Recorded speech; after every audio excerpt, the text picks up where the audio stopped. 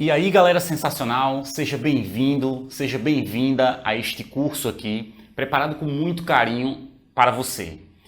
O objetivo deste curso é tentar fazer com que você aprenda a língua portuguesa. E esse curso, ele surge num momento muito especial na minha vida.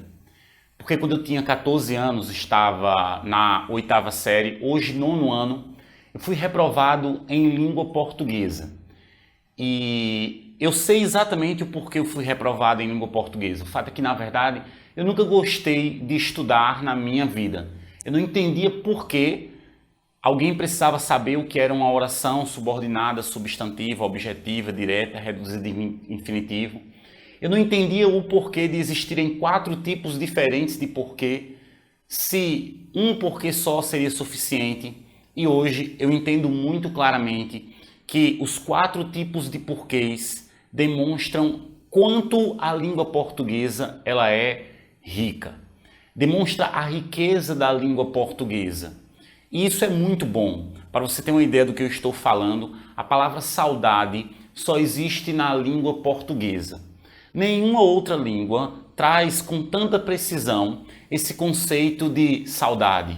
Para dizer, por um exemplo, em inglês, saudade, a pessoa diz que sente falta. Só que sentir falta não é a mesma coisa que dizer saudade.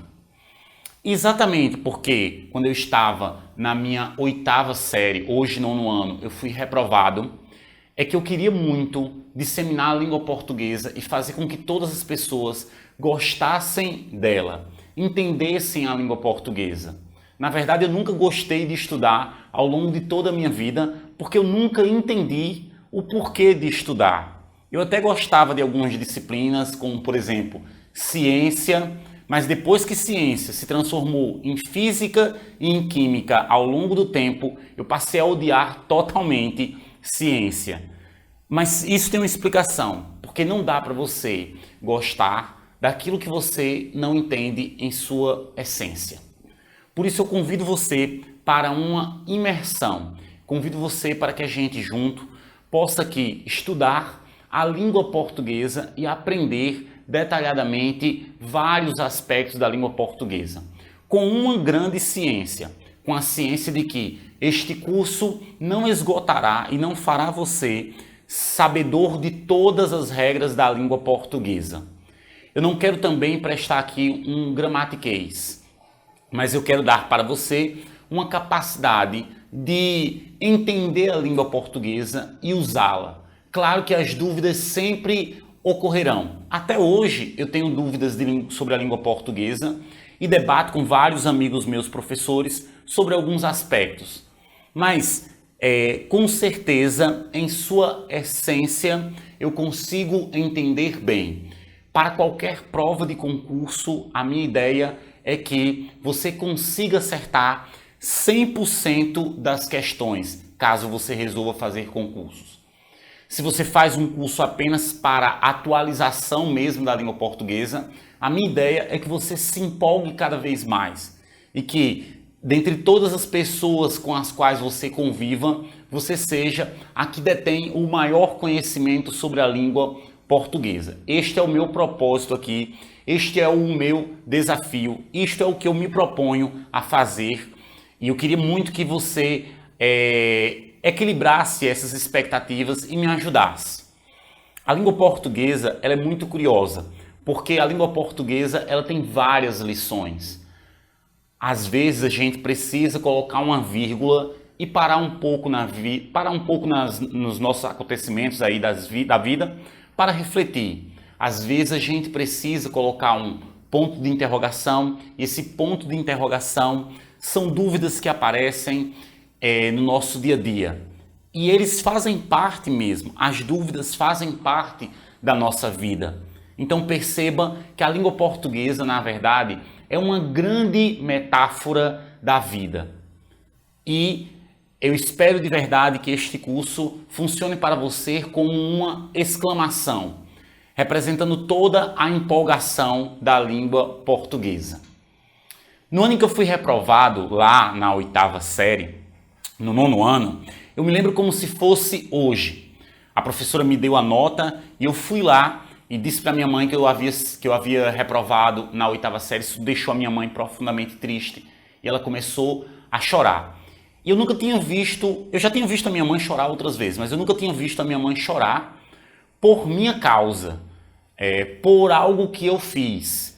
E aquilo trouxe em mim uma profunda dor. Eu cheguei à minha professora, o nome dela era Fátima, e disse: professora, eu queria pedir uma segunda chance.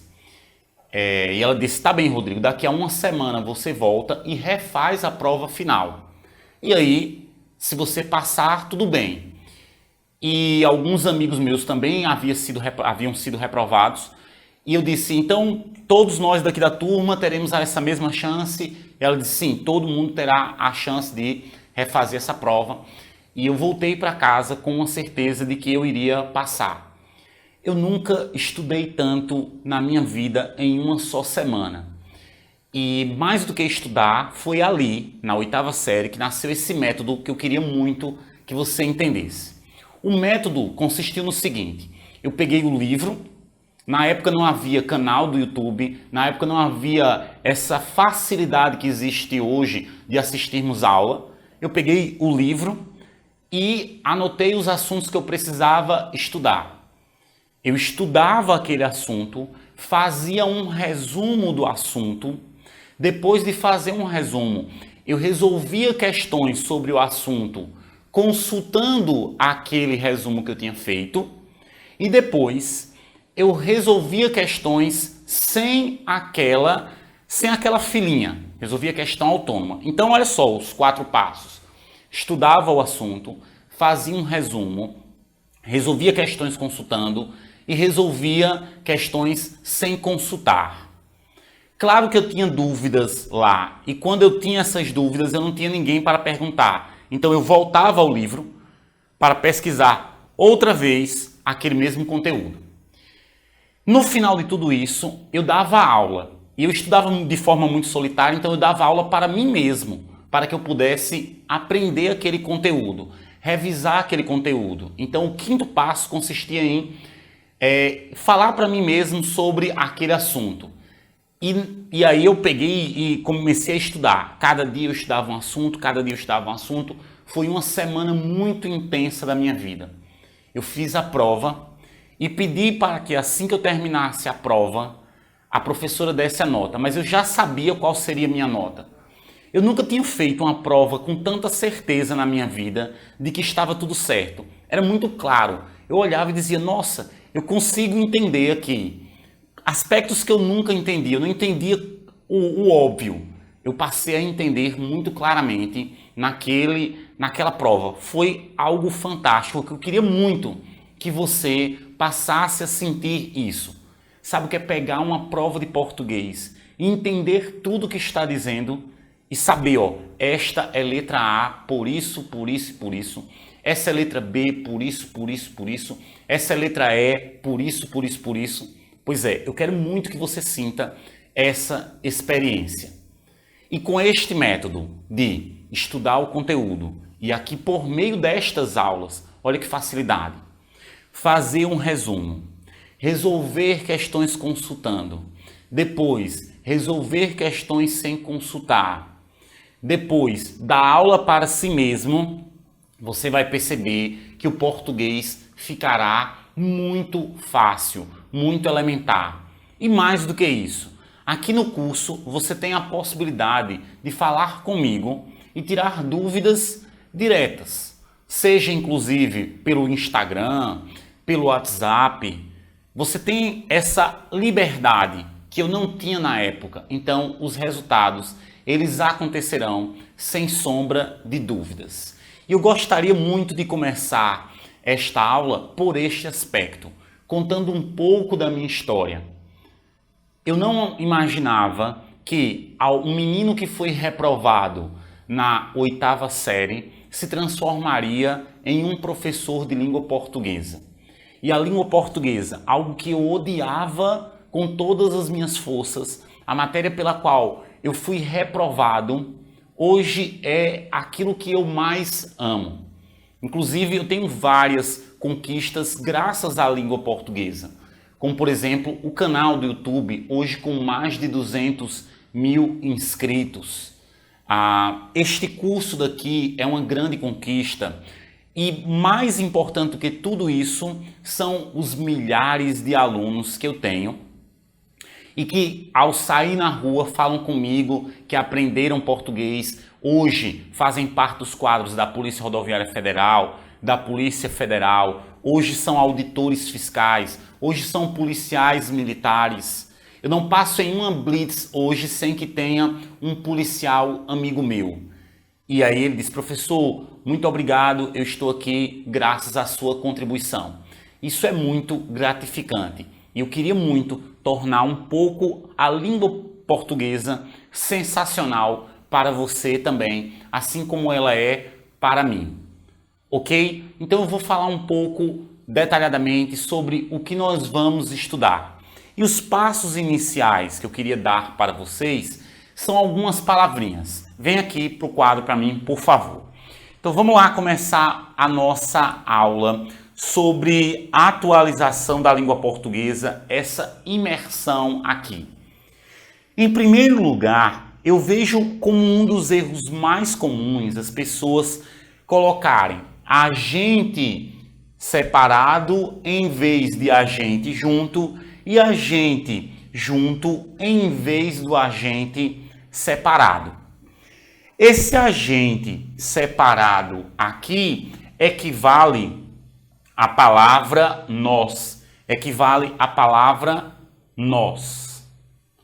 Então, quando eu digo a gente vai, equivale a dizer nós vamos. Agente separado equivale a nós. Anote aí no seu resumo. Agente junto vem do verbo agir. Coloca desse jeitinho aí para você nunca mais se esquecer. Agente separado equivale a nós. Agente junto vem do verbo agir. Sensacional? Então, diante dessa perspectiva de que agente separado equivale a nós e agente junto equivale ao verbo agir, esse agente é o agente policial, por um exemplo, ou é o ser que age, o agente da passiva. Agente vai ou agente vai. Não se esqueça disso. Agente separado equivale a nós. Agente junto é o agente policial, vem do verbo agir. O agente policial, o antigo agente penitenciário, que hoje é chamado de policial, polícia penitenciária, não é? O agente da passiva, então, o verbo agir. Uma outra dúvida também, que eu queria logo começar de cara esclarecendo e queria que você aplicasse no seu dia a dia, é a diferença entre faz anos e fazem anos. Rodrigo, qual é a diferença? A diferença é a seguinte: faz anos indica um tempo passado. É o verbo fazer indicando tempo, que é impessoal. Só que eu não posso colocar nunca fazem anos, porque o verbo fazer indicando tempo, ele é impessoal, ele não vai para o plural. Rodrigo, fazem anos que eu não estudo. Percebe-se, porque você não pode dizer fazem anos. Qual é a forma correta? Faz anos. Sensacional até aí? Vamos lá. Você chega, por um exemplo, para pedir comida numa padaria. E aí você diz assim: eu quero 200 gramas de queijo. Eu quero 200 gramas de presunto. É 200 gramas ou 200 gramas? 300 gramas ou 300 gramas? Preste atenção ao que eu vou explicar aqui, olha. 300 gramas é a unidade de medida de peso. Eu tenho 1 quilograma, eu tenho 2 quilogramas. Eu não tenho 1 quilograma, 1 quilograma. Então a unidade de peso é sempre masculina. Isso significa dizer que a forma correta é 300 gramas de queijo, porque a unidade de medida de peso sempre é masculina. 300 gramas é gramaticalmente incorreto. Vamos lá então. Então o que é que a gente já aprendeu nesses primeiros instantes da nossa aula? Aprendemos em primeiro lugar que agente separado equivale a nós. Agente junto vem do verbo agir. É o ser que age, o agente. Faz, indicando tempo, não pode ir para o plural. Então, fazem anos, fazem dias, está gramaticalmente incorreto. 300 gramas, unidade de medida de peso, fica sempre no masculino. Perfeito? Ok. E agora, vende-se casas ou vendem-se casas? Gente, a língua portuguesa, ela tem algumas regras básicas.